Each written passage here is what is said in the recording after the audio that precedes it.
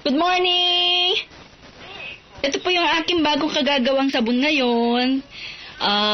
Isang violet at isang green violet na iniswirl ko siya. Hindi ko nga po masyado pang mahawakan kasi sobra pa po siyang lambot. Ayan po. Tapos, ang essential oil naman na inilagay ko is rosemary. Wow, nuknukan ng bango. Kaya naisip ko kanina habang hinihiwa ko sila, sabi ko, mag-stick na kaya ako sa dalawang essential oil na, yung isa is lavender, tapos yung isa naman ay, ito nga rosemary. No po. Sabi ko, ang bango-bango nila, tsaka parang, nung inaamoy ko na sila, para bang, hanggang ng pakiramdam ko. Kasi, ang rosemary naman po at saka ang lavender, alam naman po natin may healing properties yung mga herbal na yan. Kaya, yan talagang mahal na mahal ng mga may hilig sa herbal gamitin. Tsaka yung rosemary po, hindi lang po ginagamit yan as essential oil. Ginagamit din po yan sa pagkain. Katulad ng sa mga Italia po, favorite nilang gamitin yan. Ang paborito nilang lagyan ng rosemary ay yung mga seafoods. Isda. Yun po. At saka pwede rin pong pabango sa loob ng bahay yan kung meron kayong mga, kung halimbawa meron kayo, kung hindi pa naman po ninyo nagagawa. Yun yung po bang patuyuin nyo sila ng natural dry. Tapos, talian ninyo sa pinakatangkay, ilagay po ninyo sa kwarto ninyo.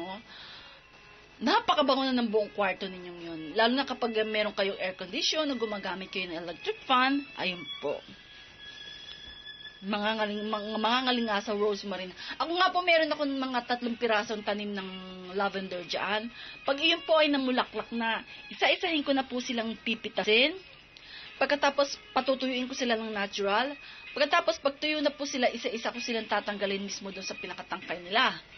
Ilalagay ko po sila doon sa isang net. Gagawin ko po silang air freshener sa loob ng bahay ko. Natural air freshener. Ang pango ng bahay ko pag panahon na ng tag-ani ng lavender. Yun po sila. Ayan naman pong mga ginamit kong mga natural coloring na yan ay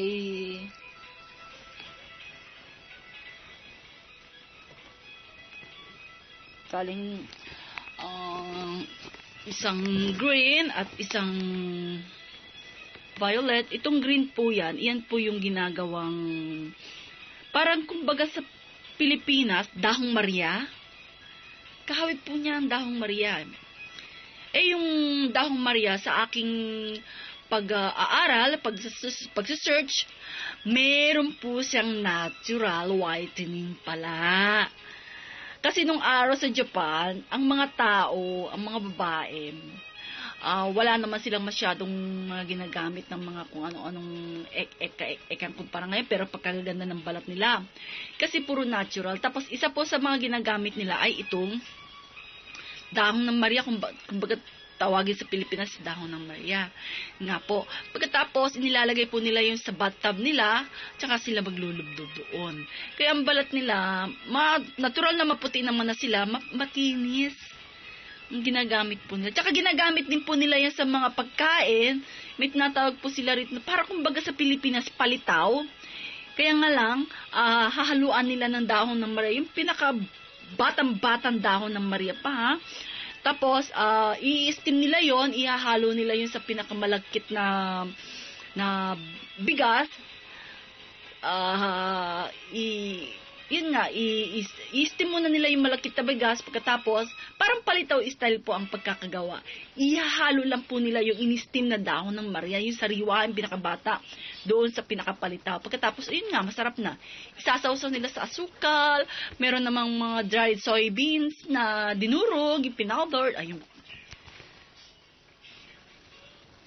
Yan po, yan. Tapos yun nga, ang mga iba't ibang laman yan ay medyo malambot siya, kaya hindi ko siya mahawakan kasi baka mamaya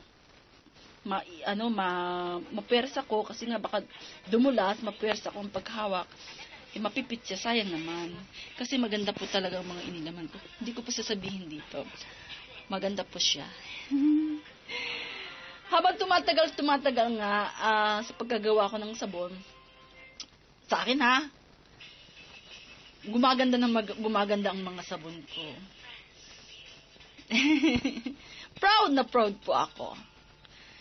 Nga lang, hindi pa tayo masyadong naibabalik yung mga ginastos natin dito. Kaya, hindi pa rin tayo masasabi na panalo na.